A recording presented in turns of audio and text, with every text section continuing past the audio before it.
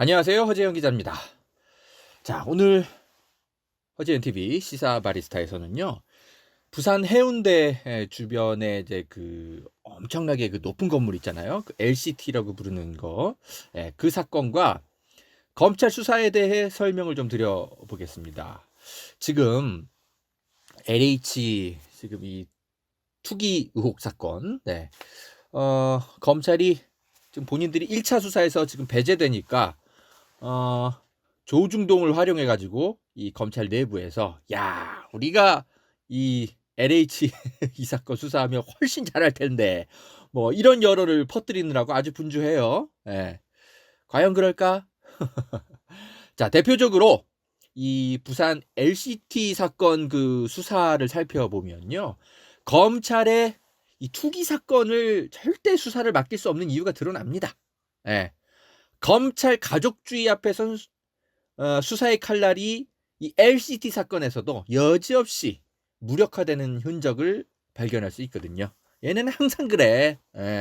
살아있는 권력을 수사하겠다면서 검찰 수사력이 필요하다고 맨날 주장하면서 정작 그 살아있는 권력에 이 자기들이 좀 보호해야 될 전현직 검찰 관계자들이 연루된 흔적만 나오면 갑자기 이 검찰의 뛰어난 수사력이 갑자기 물렁물렁해져. 이 부산 해운대 LCT 사건에서도 그렇습니다. 자, 이 얘기 오늘 좀 집중적으로 좀 드려볼게요. 자, 허재현 기자의 모든 활동과 취재는 여러분의 소중한 후원과 관심으로 운영되고 있습니다. 여력이 되시는 분들만 조금씩 도와주시면 감사하겠고요. 잠시 광고 듣고 다시 오겠습니다. 안녕하세요. 허재현 기자입니다. 여러분, 보험 어떻게 가입하셨나요? 오늘은 허재현 기자가 믿을만한 보험 설계사들이 모여있는 회사를 소개해 드리려고 하는데요. 사실 대부분 보험이 전문 설계사가 아닌 가족이나 친척들 통해 묻지마 가입하신 분들 많죠? 저도 그렇습니다. 그러다 보니까 내게 꼭 필요한 보장들은 포함되어 있는지, 지금 내가 보험료로 총 얼마를 내고 있는지, 적정한 수준인지 모르는 경우가 태반이죠. 그래서 오늘 이런 분들을 위해 전문 보험 클리닉 업체 더 착한 보험 클리닉을 소개해 드립니다. 요즘 사실 코로나 때문에 경기가 안 좋아서 보험료 나가는 것도 부담스러운 분 많으시죠? 이럴 때 보험료는 줄이고 보장은 유지하는 방법도 있다고 하니까요. 한번 상담 받아보시면 좋을 것 같습니다. 상담 예약은 010-7612-3303번이고요. 카카오톡 채널 더 착한 보험 클리닉 검색하시면 24시간 상담 예약이 가능하다고 합니다. 예약만 하시면 전국 어디든지 무료로 방문 상담 가능하다고 하니까요. 평소 내 보험에 대해 궁금하셨던 분들 상담 받아보십시오. 그리고 전화 거셔서 허재현 기자 광고 보고 전화합니다 라고 말씀해 보세요. 그러면 좀 더 정확하고 믿을만한 서비스 받으실 수 있지 않을까요? 업체에는 제가 말해 놓겠습니다. 이 광고는 허재현 TV 유튜브 수익구조 개선을 위해 마련된 광고입니다. 고맙습니다.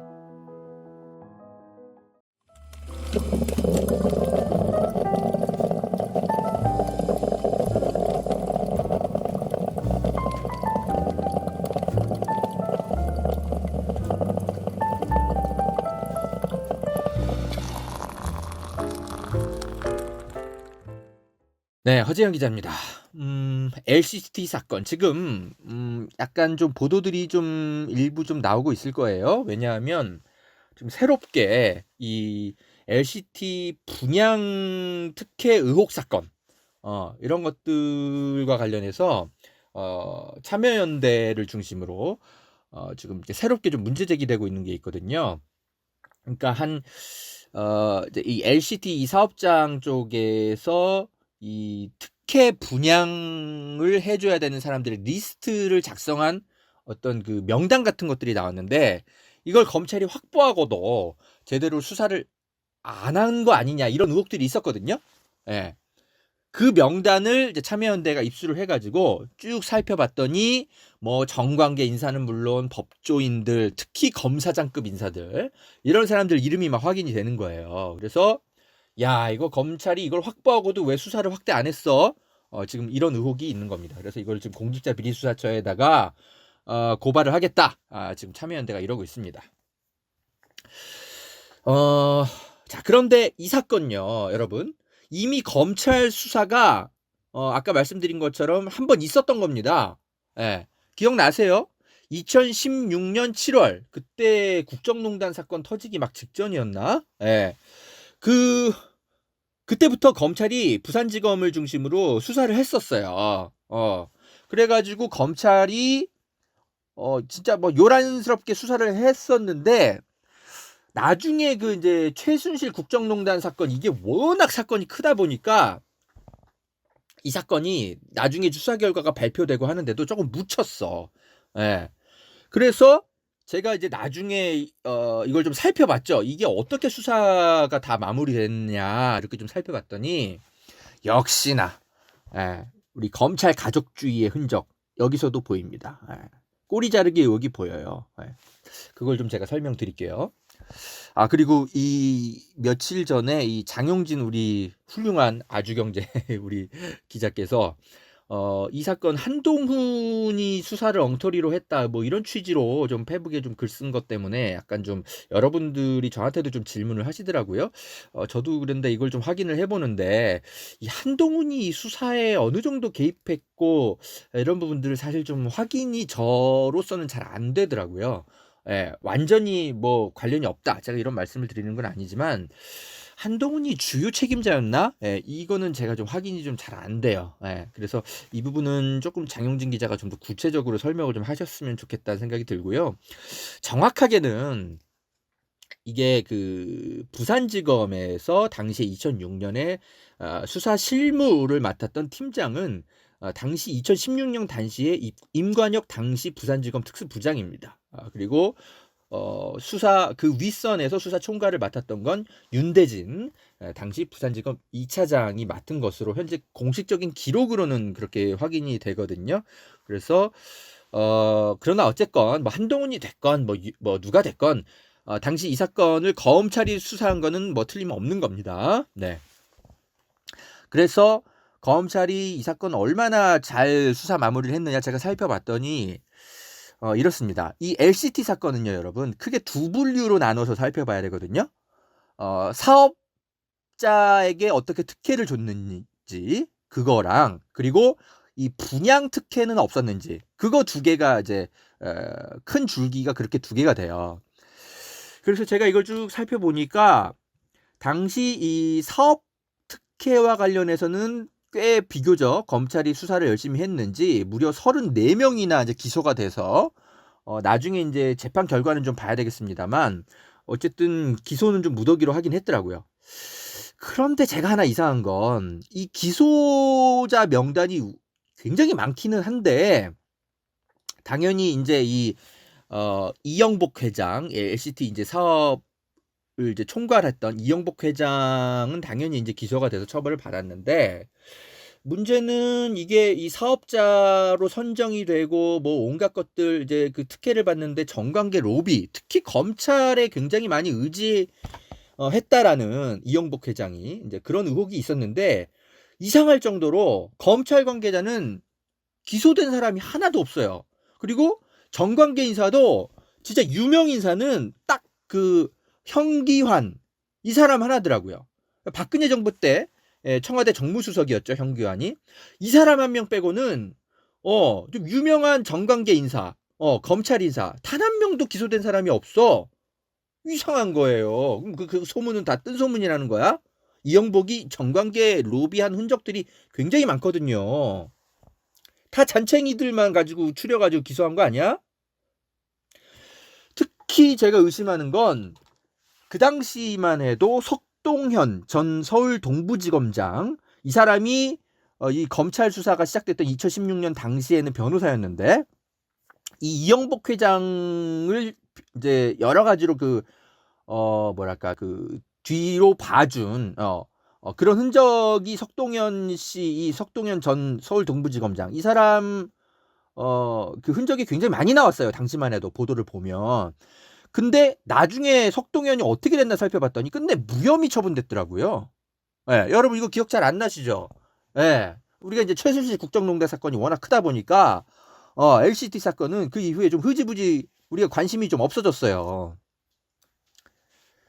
그런데 이제 뒤늦게 이제 이 사업자 특혜 사건 이런 것도 문제가 많았지만 특히 분양 특혜, 여기 이제 분양해서 들어간 사람들이 있을 거 아니에요. 이 사람들이 특혜를 받은 어떤 흔적들이 지금 이제 참여연대가 지금 발견을 해가지고 이 정관계 로비를 좀 들어주는 대가로 이 분양 특혜까지 이루어진 거 아니냐. 지금 이 참여연대는 이렇게 지금 의심을 하고 있거든요. 지금 어떤 식으로 이 명단을 입수했나 봐요. 이 LCT 이 사업자 쪽에서 갖고 있었던 그 엑셀로 이렇게 확 정리가 되어 있었던 것 같은데 이거를 이제 발견을 했는데 보니까 이들과 관련해서는 검찰 수사가 하나도 진행이 안 된 거예요. 그래서 이제 참여연대가 이거를 이제 이거 봐주기 수사한 거 아니냐.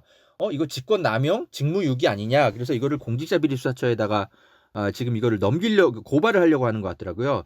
왜 그러냐면 이게 왜 지금 직권남용 이걸로 지금 고발을 하려냐면 이 분양 특혜 받은 요 사람들은 이 사건과 관련해서는 공소시효가 끝난 것 같아요. 작년 말에 끝난 것 같더라고요.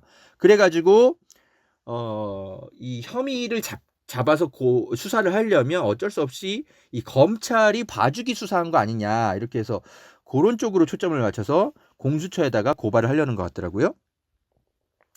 자, 이렇게 부산 참여연대가 이런 주장을 하니까 지금 LCT 쪽에서는 이렇게 해명을 하고 있습니다. 단순하게 그냥 이런 거를 분양받을 가능성이 높은 사람들 리스트를 작성한 예상 명단일 뿐이다.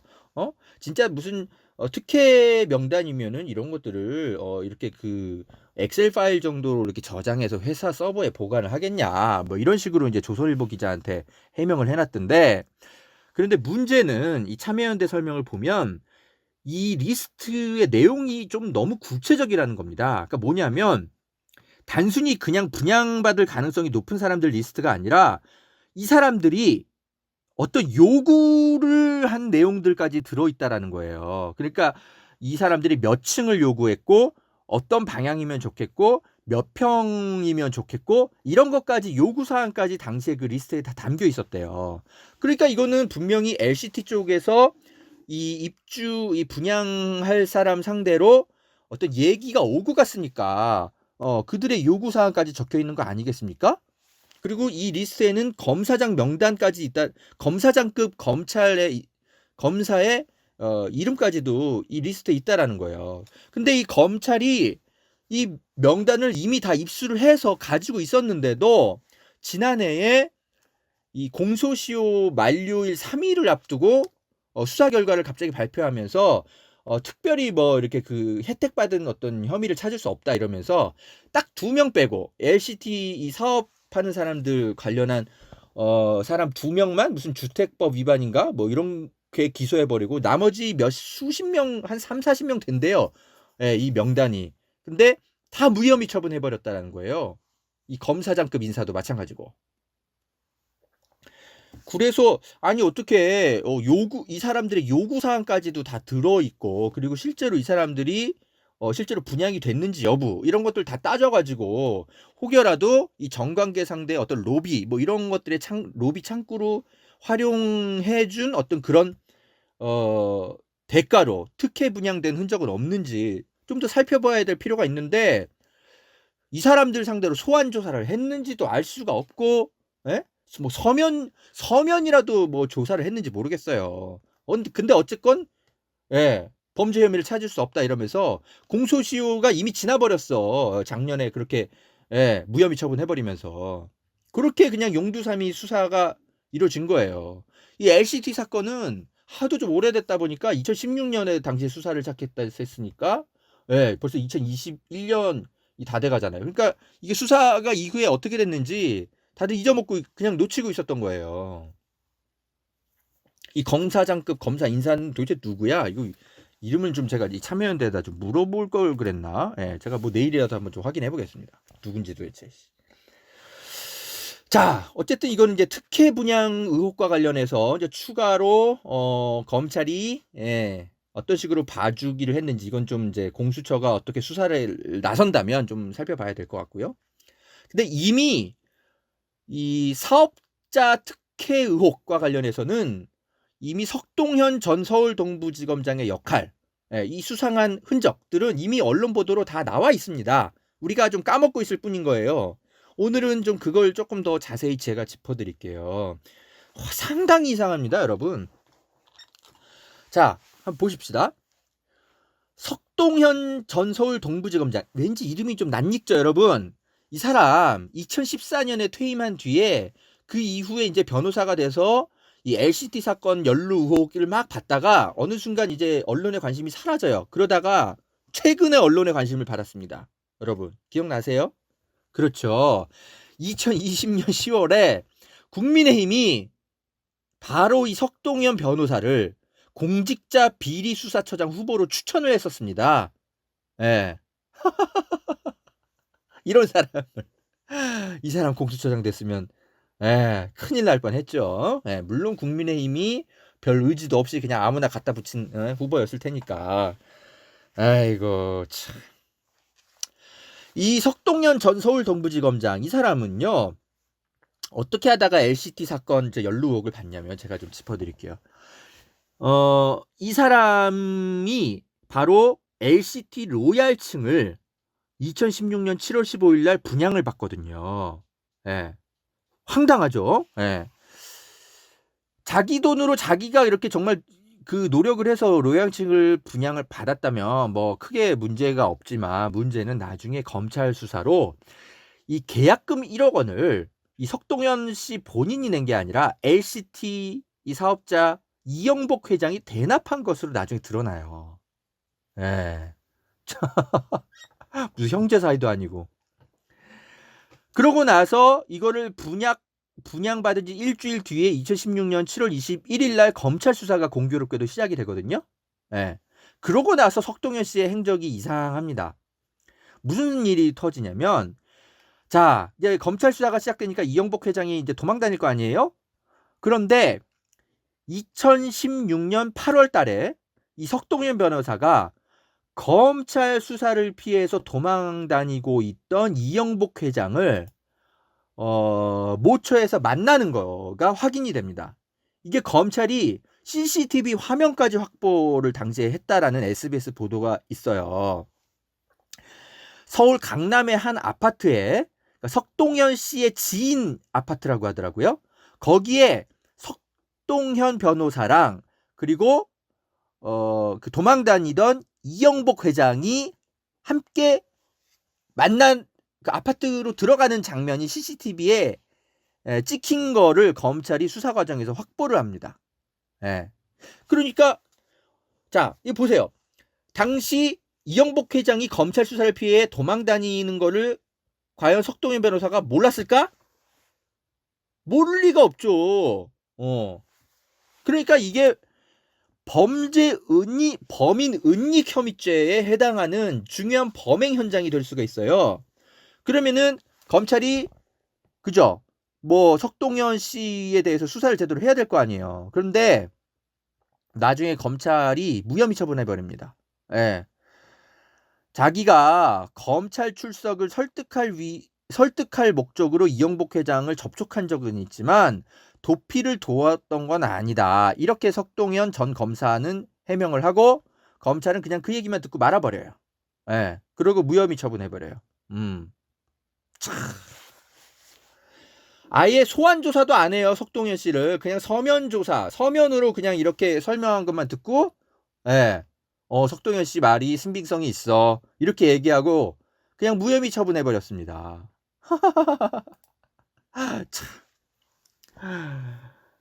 그리고 아까 전에 이제 제가 그 계약금 1억 원을 이영복 회장이 대신 납부하고 석동현 씨가 LCT 그 로얄층 분양받았다는 것도 드러났다고 했잖아요. 이건 또 검찰이 어떻게 처분해버리냐면 이 석동현 씨가 이제 검찰 수사가 이게 막 시작되니까 2016년 10월 달에 그러니까 분양받은 지 한 3개월 뒤에 이 LCT 분양권을 다른 사람한테 그냥 팔아버립니다. 그리고 이 사람은 한 1억 원 정도의 시세 차익을 누린 것으로 추정이 돼요. 예.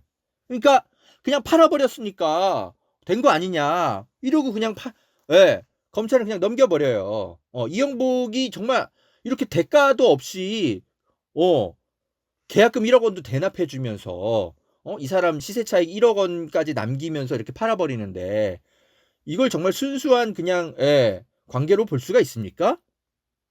근데 그냥 석동현 씨가 이거 그냥 팔아버렸으니까 됐다 이러고 그냥 검찰은 그냥 덮어줘요. 그런데 또 공교롭게도 2016년 말에 또 뭐가 밝혀지냐면 이 석동현 검사, 이 검사 출신 변호사가 이영복 회장으로부터 돈을 더 받은 게 드러나요. 한 3억 원 정도를 나중에 받은 게 수사 도중 더 드러나거든요. 이영복 회장의 이제 자금을 막 흐름을 추적하다가 석동현한테 3억이 들어간 게 나와요. 근데 이제 이영복 회장도 그렇고 이 석동현 씨도 그렇고 이게 뭐 이렇게 그 사업하는 과정에서 석동현 씨가 법적 자문을 많이 해줬는데 그 법적 자문료였다 이렇게 설명을 합니다. 그러니까 이영복 돈을 준 사람도 그렇고 석동현 검사도 그렇고 일치된 얘기를 하니까 법적 자문료였을 뿐이다 이렇게 얘기를 하니까 검찰은 그냥 그 얘기만 듣고 그냥 강제 수사 안 하고 내사종결을 처분해 버리더라고요.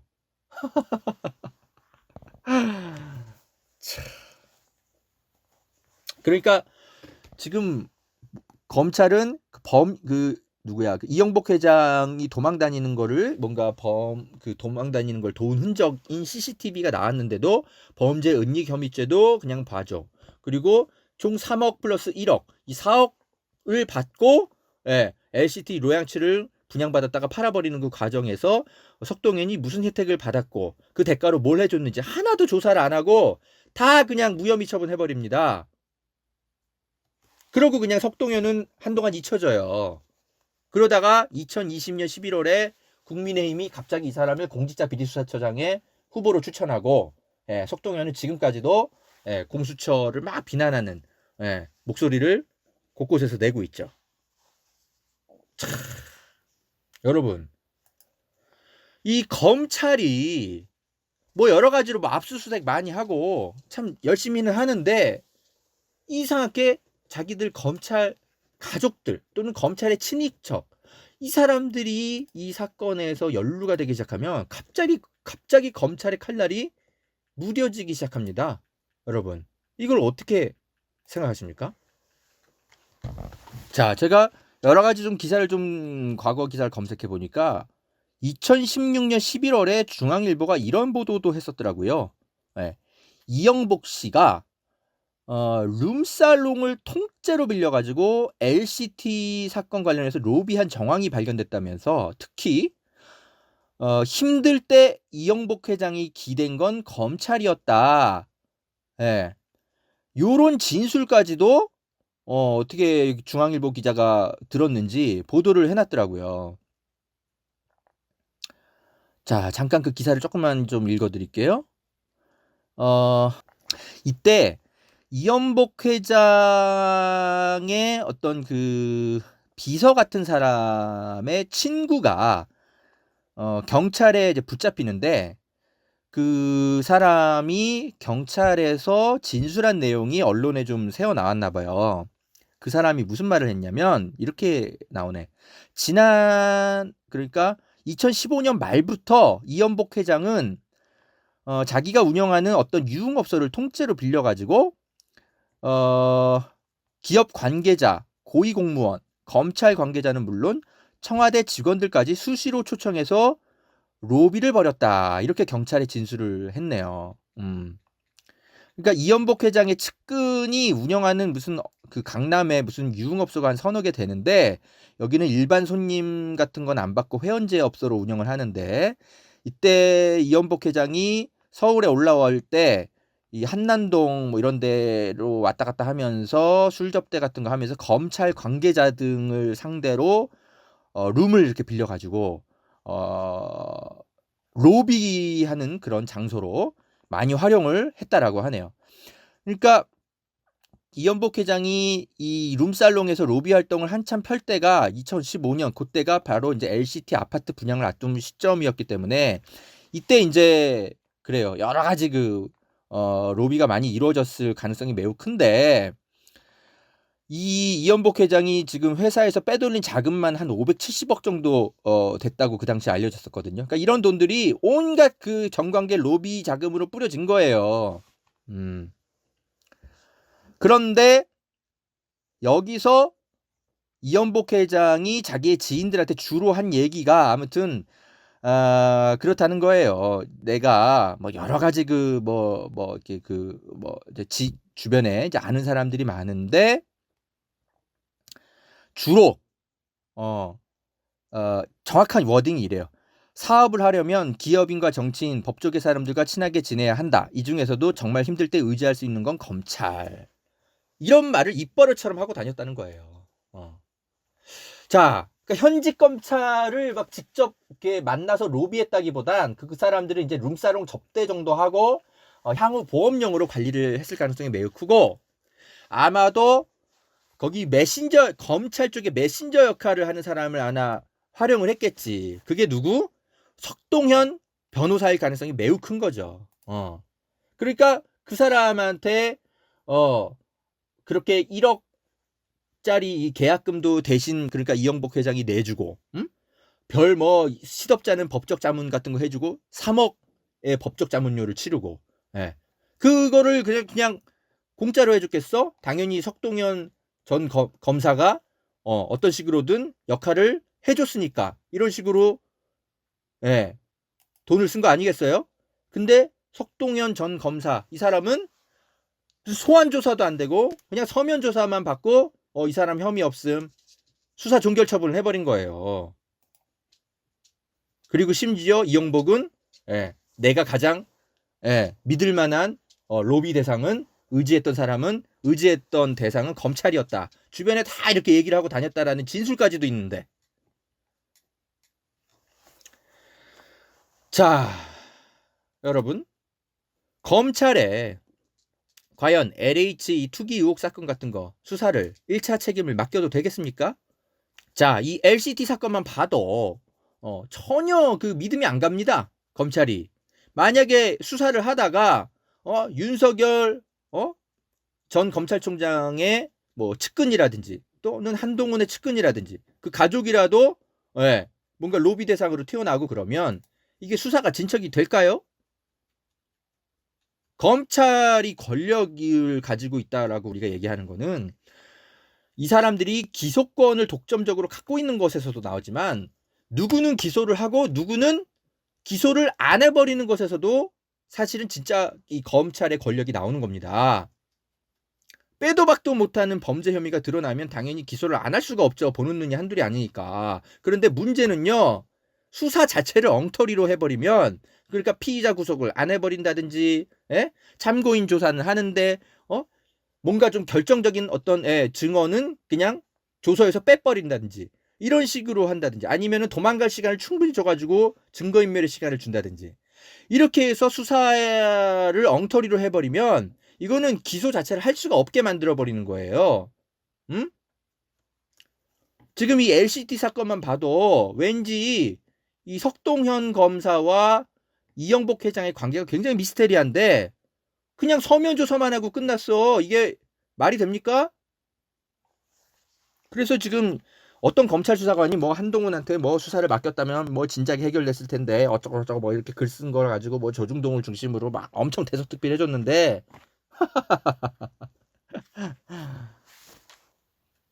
애끼 사람들아 양심에 걸리지도 않냐? 응?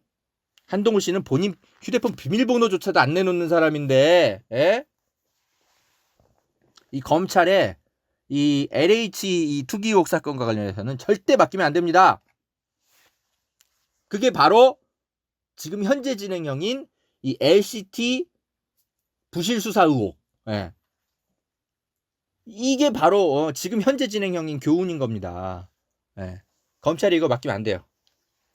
이 부분과 관련해서 언론들이 이 석동현 전 검사장 이 사람과 이 검찰 이 수사가 뭉개진 것의 관련성에 대해서 다들 좀 잊어먹고 있어가지고 제가 오늘 여러분에게 좀 다시 한번 좀 상기시켜 드리고요. 이 관련한 이 콘텐츠는 좀 여기저기 커뮤니티에 좀 많이 좀 예, 퍼뜨려 주시면 예, 좋겠습니다. 예. 한동훈 씨 입 닥치고 조용히 계세요. 예. 뭐 장용진 기사를 뭐 법적으로 뭐 자기가 장용진 기자가 한동훈을 막 비판을 하니까 뭐 또 장용진 기자를 법적 조치한다는 등 뭐 또 막 떠들고 있더라고요, 한동훈 씨. 예? 참. 아이고. 어떻게 이렇게 얼굴이 두꺼운지 몰라. 자, 여러분. 허재영 기자의 시사 바리스타. 오늘은 여기까지 논평을 하겠습니다. 자, 늘 여러분의 소중한 후원과 격려 덕에 열심히 취재하고 논평하고 때로는 행동하고 그렇습니다. 자, 박범계 법무장관님, 한명숙 전 총리 상대로 벌어졌던 모해 위증 의혹 사건. 지금 이거 공소시효가 3월 22일까지로 지금 며칠 안 남았습니다. 조남관 대검차장에게 맡기고 계시지 마시고요. 수사 지휘권을 발동을 해서 임은정 검사에게 이거 수사 맡기세요, 빨리. 그렇게 해서 이 핵심 피의자로 예상되는 어미준 검사 무슨 짓 저질렀는지 빨리 이거 밝혀내게 수사 지휘하십시오. 부탁드립니다. 여기까지 하겠습니다. 허재영 기자였습니다. 고맙습니다.